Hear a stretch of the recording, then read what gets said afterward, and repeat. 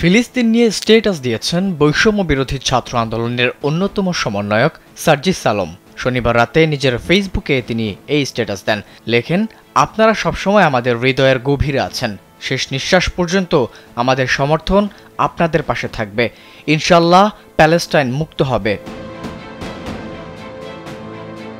গেল বছরের ৭ October Israeli নজিরবিহীন হামলা চালায় ফিলিস্তিনের স্বাধীনতাকামী সংগঠন হামাস। দেশটির এই হামলার জবাবে পাল্টা হামলা শুরু করে ইসরায়েল। এরপর থেকে এ যুদ্ধ শুরু হয়। ক্রমেই তীব্র থেকে তীব্রতর রূপ নেয় যুদ্ধ।